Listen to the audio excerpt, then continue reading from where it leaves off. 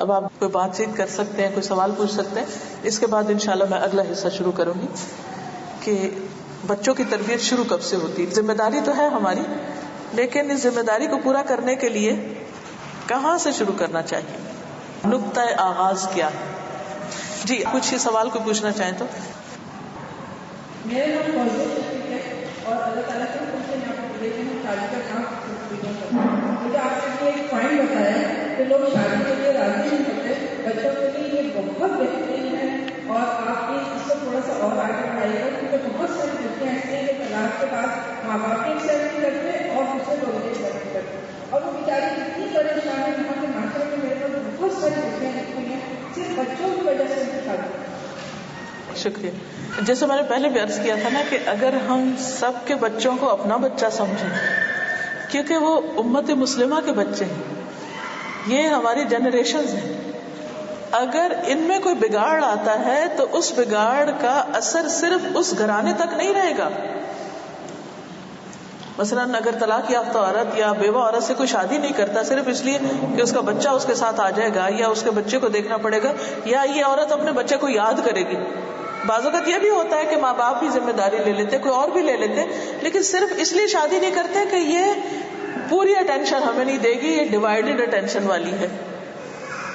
کیونکہ ہم اتنے پوزیسو ہو جاتے ہیں کہ ساری محبت ہمارے لیے ہو, ہر چیز ہماری ہو جائے, لیکن ہم بھول جاتے ہیں کہ جب ہم دنیا سے جائیں گے تو خالی آ جائیں گے, جو کچھ ہے سب چلا جائے گا.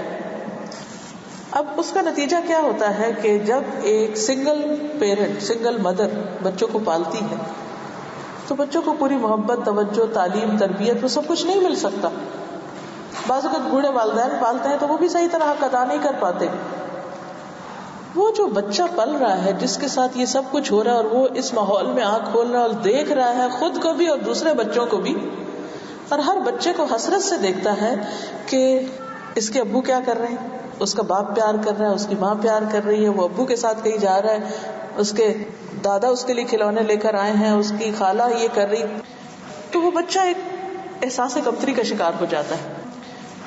حتیٰ کہ آپ نے دیکھا ہوگا کہ اسکول میں جب بچے جاتے ہیں نا تو یہاں تک بچے محسوس کرتے ہیں کہ کس کی امی ابا لینے آتے ہیں اور کس کے نہیں لینے آتے, کس کو صرف ڈرائیور لینے آتا ہے یا میڈ لینے آتی ہے یا پھر کوئی بھی اس کا پوچھنے والا نہیں. یہاں تک اس کے اندر ایک احساس کمتری اور ایک غم اور ایک دکھ کی کیفیت ہوتی ہے, اور وہ دوسرے بچوں کے ساتھ کمپیئر کرنے لگتا ہے خود کو. تو اس لیے اگر ہم چھوڑ دیتے ہیں ان بچوں کو اور ان کو ان کی ماں کی محبت سے یا باپ کی محبت سے محروم کر دیتے ہیں تو وہ نفسیاتی مریض ہو کے بعض اوقات جنم لیتے. انشاءاللہ اگلی سیریز میں میں اس ٹاپک پر بھی آؤں گی کہ جن بچوں کو محبت اور توجہ نہیں ملتی ان کے اندر کیسی کیسی مشکلات اور کیسے کیسے کمپلیکسز پیدا ہو جاتے ہیں, پھر ان کی شخصیت میں کیسی کیسی کمی رہ جاتی, اور بڑے ہو کر اس کا اثر کس طرح پورے معاشرے پہ پڑتا ہے. یعنی یہ کوئی معمولی بات نہیں ہے. مثلا آپ نے اپنے بچوں کو تو کھانا دے دیا, ان کو اچھے اسکول میں پڑھا لیا, ان کو بہت کچھ بنا لیا, لیکن آپ ہی کے بہن بھائیوں میں, آپ ہی کے رشتے داروں میں, آپ ہی کے خاندان میں کچھ ایسے بچے ہیں کہ جن کو یہ سب کچھ نہیں ملا. اب اس کا افیکٹ کیا ہوگا جب وہ بچے بڑے ہو کر سوسائٹی میں جائیں گے, ان کے اندر ایک انتقامی ذہن ہوگا, ہمیں محروم کیا گیا, ہمیں نہیں ملا, اب ہم کیا کریں گے, ہم اس کا بدلہ لیں گے. وہ ایک بیک آف دا مائنڈ جو چیز ہوتی ہے بدلہ لینے یا انتقامی جو سوچ بن جاتی ہے, پھر وہ دوسروں کے ساتھ کبھی بھی خیرخواہی نہیں کر سکتے. وہ ایک بدگمانی اور ایک بد اعتمادی اور احساس کمتری لیے ہوئے پلتے ہیں, اور اس کا نقصان اور اس کا نتیجہ کیا ہوتا ہے کہ معاشرے کے اندر پھر مزید خرابیاں پیدا ہوتی ہیں, اور وہ خرابیاں پھر واپس پلٹ کر ہم پر اثر انداز ہوتی ہیں, کیونکہ سارے مسلمان معاشرے کو یا مسلمانوں کو ایک جسم سے تشبیہ دی گئی ہے. اگر جسم کا ایک حصہ بیمار ہے تو باقی جسم راحت نہیں پا سکتا. یاد رکھیے, اگر کچھ بچوں کو تربیت نہیں مل رہی, تعلیم نہیں مل رہی, غذا نہیں مل رہی, محبت نہیں مل رہی, تو لا محالہ وہ ہمارے چونکہ جسم کا حصہ ہیں, ان کے اثرات ہم پر پڑیں گے ون وے اور دی ادر. ہم اس سے باہر نہیں نکل سکتے. ہم اس سے جان نہیں چھڑا سکتے, ہم اس سے بھاگ نہیں سکتے, کیونکہ ذمہ داری ایسی چیز ہے کہ جو ڈال دی گئی, آپ اسے اٹھائیں یا نہ اٹھائیں, وہ آپ ہی کی ہے, اور اس کا پوچھا بھی جائے گا اور اس کا حساب بھی ہوگا. اس لیے ہمیں اپنی سوچ کو وسعت دینی, تھنک بگ. اور وہ جو ہم نے ایک نقطے پہ فوکس کیا ہوا نا, صرف میں اور میری ذات اور میرا گھر اور میرے بچے اور بس میں ہی میں, اس سے باہر نکلنا ہوگا. جی آپ کچھ فرمائیں. سب کو السلام علیکم. وعلیکم السلام. میرے آپ نے فرمایا کہ والدین کے حکومت کی بھی ذمہ داری ہے, تو پلیز تھوڑا سا واضح کیجیے کہ کس طرح سے حکومت ذمہ داری کرے. حکومت کی جو ذمہ داری ہے اس میں ان کی تعلیم, ان کی تربیت اور کس ماحول میں وہ پل رہے ہیں, ان کے جو بچوں کے بنیادی حقوق ہیں کہ ان کو زندگی کا حق دیا جائے, سب سے پہلا حق. اب آپ دیکھیے کہ اب بہت جگہوں پر ایسا ہوتا ہے کہ بچوں کو وقت سے پہلے پتہ چلا لیا جاتا ہے کسی بھی طریقے سے, مختلف مشینوں کے ذریعے کہ بیٹا پیدا ہو رہا ہے یا بیٹی.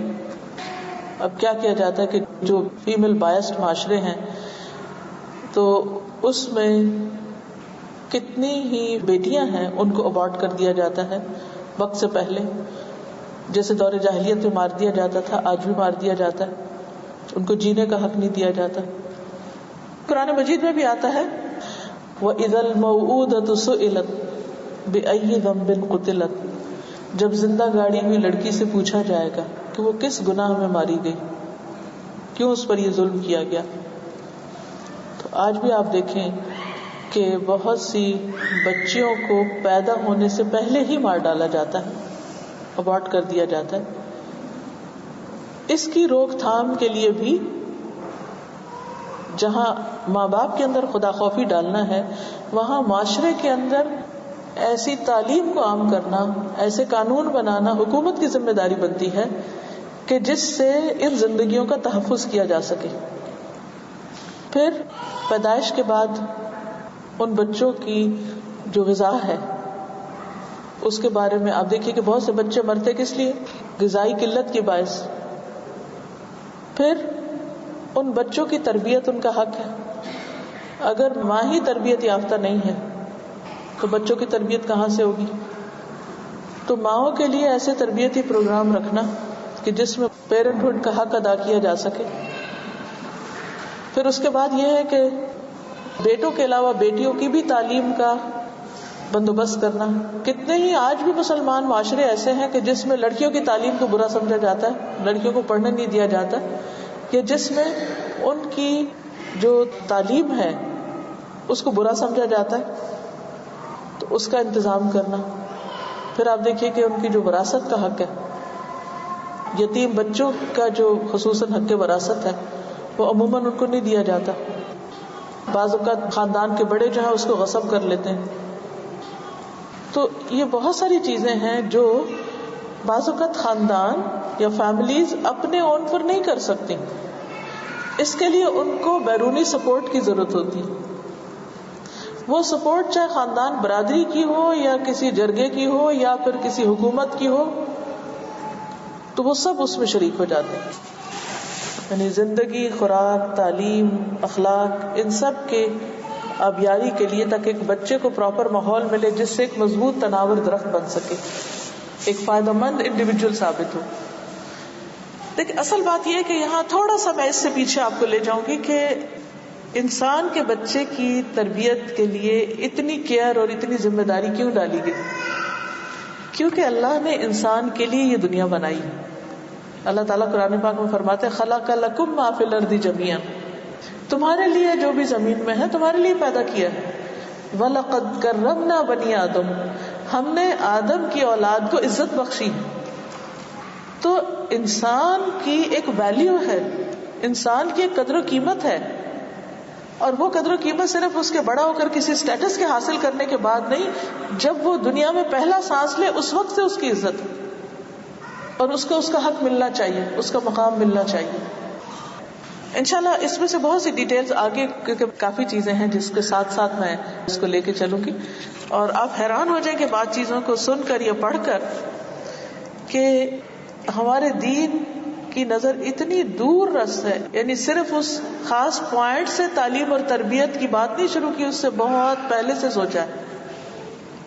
جیسے حضور صلی اللہ علیہ وسلم کی پیدائش اور آپ کی امت بننا تھا جن لوگوں کو، پہلی جنریشن صحابہ کی، ان کا بندوبست 2500 سال پہلے کیا گیا مکہ میں حضرت ہاجرہ کو لا کے بسا کے، اور پورا ایک ماحول تیار کیا گیا، ایک نسل تیار کی گئی جس پر یہ قرآن نازل کیا گیا. پھر ان کو یہ ذمہ داری دی گئی کہ اب یہ آگے لے کے جائیں. تو اللہ سبحانہ وتعالیٰ نے دین کے ذریعے جو احکامات اور جو طریقے ہم کو سکھائے ہیں ان کے نتائج بہت دور رس ہیں اور ان میں بہت غور و فکر کی ضرورت ہے، اور پھر ہمیں ری تھنک کرنے کی ضرورت ہے. اب اس وقت سے آپ بچوں کی تربیت کے بارے میں اتنی باتیں سن رہے ہیں تو سوال یہ پیدا ہوتا ہے کہ آخر بچوں کی اتنی امپورٹنس کیوں ہے؟ کیونکہ اب بہت سے لوگ تو شادی کے بعد بچے پیدا بھی نہیں کرنا چاہتے. اب تو یہ ٹرینڈ ہو گیا نا، پہلے شادی نہیں کرنا چاہتے اور اب اس کے بعد بچے نہیں پیدا کرنا چاہتے. تو اس پر بھی بات ہوگی انشاءاللہ. اور پھر یہ ہے کہ خود بچوں کی اہمیت کیا ہے، ان کا فائدہ کیا ہے، کیا صرف دنیاوی فائدہ ہے یا آخرت کا بھی کچھ فائدہ ہے، اور کس کس طرح وہ فائدہ ہمیں ملے گا. کیونکہ ہمارے دین میں صرف یک طرفہ بات نہیں ہے کہ ماں باپ پہ صرف ذمہ داری ڈال دی گئی ہے اور ایک بوجھ ڈال دیا گیا ہے اور نتیجتاً ان کو کچھ بھی نہیں ملے گا. نہیں، بہت کچھ ملنے والا ہے. وہ ریوارڈز کیا ہیں، وہ فائدہ کیا ہے، کیا حاصل ہوگا ان کو. جب انشاءاللہ یہ معلوم ہوگا تو پھر خوشی سے بچوں کو پیدا کرنا اور ان کی پرورش کرنا اور ان کو پروان چڑھانا اور ان کی تربیت میں جتنی بھی تکلیفیں آئیں گی ان سب کو برداشت کرنا آسان ہو جائے گا. ٹھیک ہے. پہلی بات تو یہ ہے کہ بچوں کی تربیت کے لیے حکم یہ دیا گیا ہے، سجیسٹ یہ کیا گیا ہے کہ اچھی ماں کا انتخاب کیا جائے. کیونکہ بچہ زیادہ تر ماں کے پاس ہوتا ہے. اچھی ماں کب ہو سکتی ہے؟ جب اس کی اپنی اچھی تربیت ہوئی ہوئی. اگر کوئی شخص کسی ایسی عورت سے شادی کرتا ہے جو خود بد اخلاق ہے، بد کردار ہے، بے دین ہے، تو پھر اگر وہ یہ توقع رکھتا ہے کہ اس کی گود سے متقی اور پرہیزگار بچے پیدا ہوں گے تو یہ محال ہے.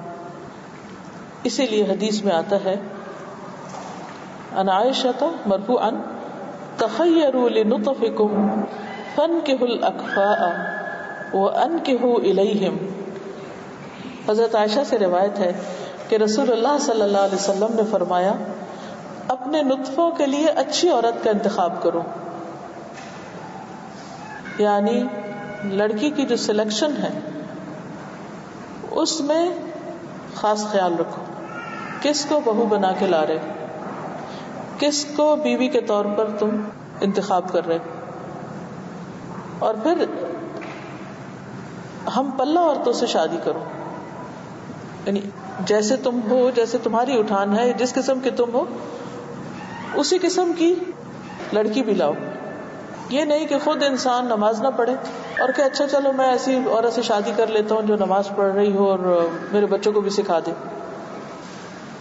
تو اس میں پھر جب ماں اور باپ میں بہت بڑا فرق ہوتا ہے تو وہ بھی بچوں کی تربیت کے لیے اچھا نہیں ہوتا، کیونکہ دونوں مل کے تربیت کرتے ہیں. دیکھیے آئیڈیل سچویشن تو ہمیشہ نہیں ہوتی، لیکن جب چوائس کی بات ہے تو وہاں پر کیا کرنا چاہیے اس کی رہنمائی دی جا رہی ہے.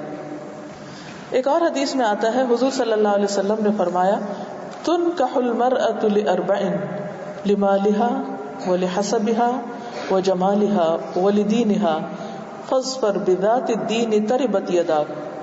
صحیح بخاری کی روایت ہے کہ عورت سے 4 چیزوں کی بنا پہ شادی کی جاتی ہے، اس کے مال و دولت کی بنا پہ، اس کے حسب نسب کی وجہ سے، یا اس کی خوبصورتی کی وجہ سے، یا اس کی دینداری کی وجہ سے. تیرے ہاتھ خاک آلود ہوں، دیندار عورت سے شادی کر کے کامیابی حاصل کرو. تو کامیابی کس میں ہے؟ بچوں کی تربیت کب ہوگی اچھی؟ جب ماں دیندار ہوگی.